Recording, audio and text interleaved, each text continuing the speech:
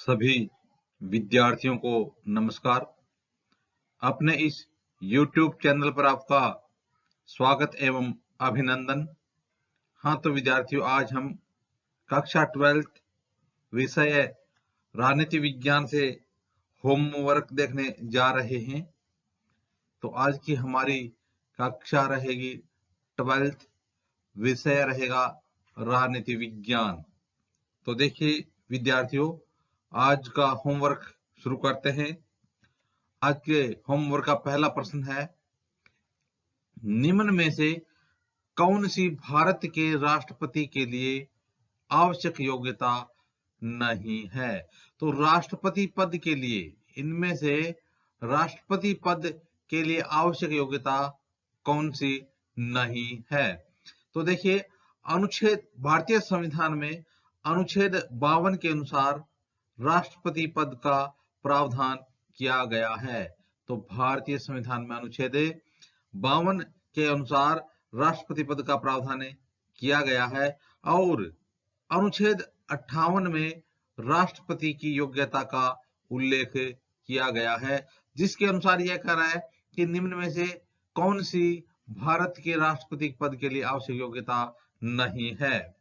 तो देखिए, पहली है वह भारत का नागरिक हो, दूसरी वह 35 वर्ष की आयु पूर्ण कर चुका हो, तीसरी उसमें लोकसभा के सदस्य के लिए निर्धारित सभी योग्यता हों, और चौथी वह संसद के किसी सदन का सदस्य हो। तो देखिए विद्यार्थियों, अनुच्छेद 58 के अनुसार वह भारत का नागरिक हो, यानी राष्ट्रपति भारत का नागरिक होना चाहिए।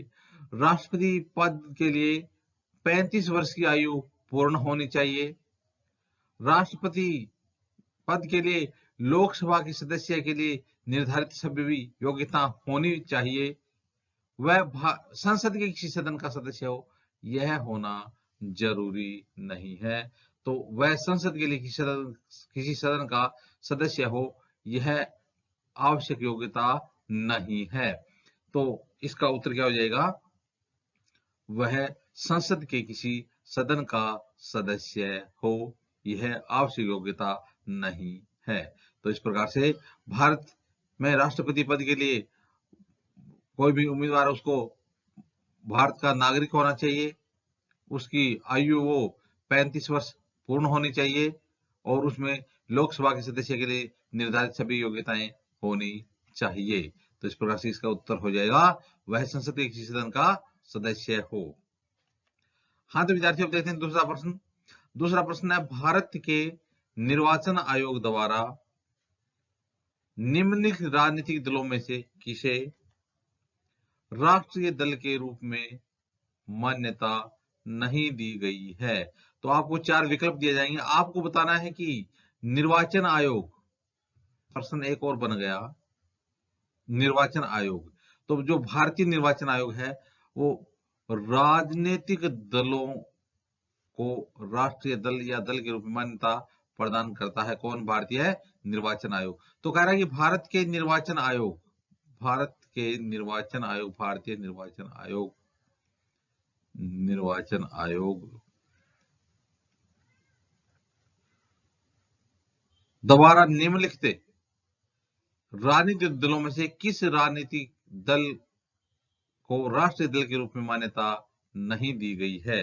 तो पहला विकल्प है नेशनल कांग्रेस पार्टी, दूसरा है बहुजन समाज पार्टी, तीसरा है भारतीय कम्युनिस्ट पार्टी और चौथा है समाजवादी पार्टी। तो देखिए विद्यार्थियों, नेशनल कांग्रेस पार्टी भी एक राष्ट्रीय दल है, बहुजन समाज पार्टी भी एक राष्ट्रीय दल है, भारतीय कम्युनिस्ट पार्टी भी एक राष्ट्रीय दल है, लेकिन समाजवादी पार्टी एक राष्ट्रीय दल नहीं है। तो इसका उत्तर हो जाएगा विकल्प नंबर 4, समाजवादी पार्टी। हाँ तो विद्यार्थियों, अब देखते हैं आज के होमवर्क का तीसरा प्रश्न। तीसरा प्रश्न है,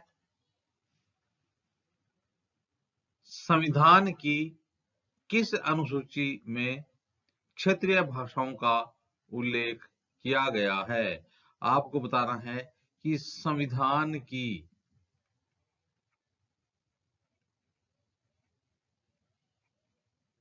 अनुसूची कौन सी है। वो अनुसूची, संविधान की वो अनुसूची कौन सी है जिसमें किसका, क्षेत्रीय भाषाओं का उल्लेख किया गया है। तो आपको विकल्प दिए जाते हैं, 7वीं अनुसूची, 8वीं अनुसूची, 9वीं अनुसूची और 10वीं अनुसूची। इनमें से कौन सी अनुसूची में क्षेत्रीय भाषाओं का उल्लेख किया गया है। तो इसका सही उत्तर हो जाएगा विकल्प नंबर 2, 8वीं अनुसूची।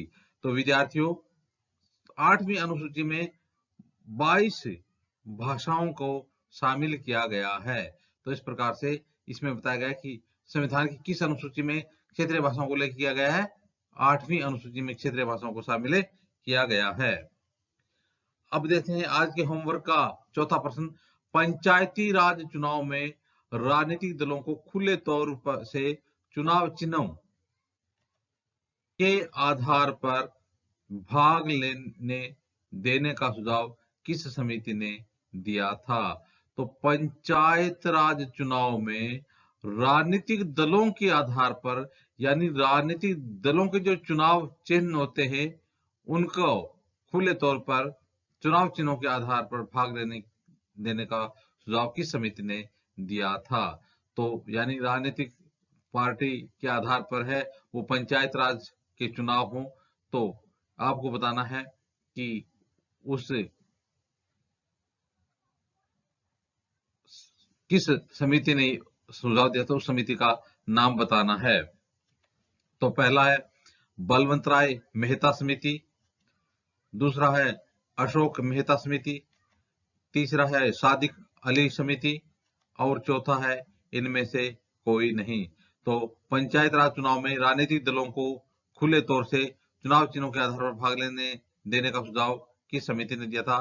तो इसका उत्तर हो जाएगा विकल्प नंबर 2, अशोक मेहता समिति। तो अशोक मेहता समिति ने सबसे पहले कहा था कि राजनीतिक दलों को खुले तौर से जो पंचायती राज चुनाव है उनमें भाग लेने का अधिकार होना चाहिए। हाँ तो विद्यार्थियों, अब देखते हैं आज के होमवर्क का 5वां प्रश्न। तो 5वां प्रश्न है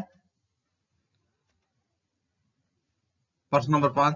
भारतीय योजना आयोग के प्रथम अध्यक्ष कौन थे। तो भारतीय योजना आयोग, भारतीय योजना आयोग, आपको बताना कि इसके पहले अध्यक्ष कौन थे।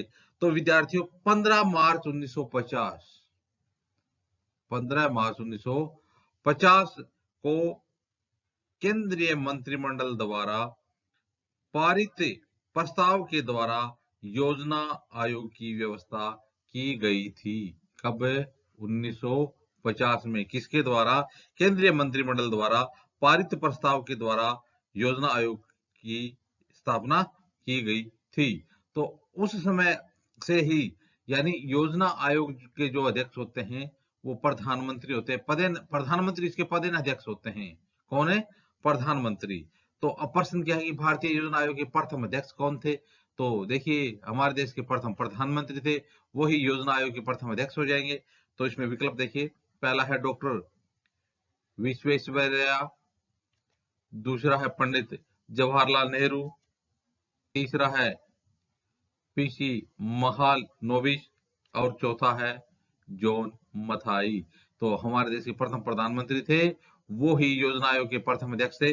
तो इसका उत्तर हो जाएगा विकल्प नंबर 2, पंडित जवाहरलाल नेहरू।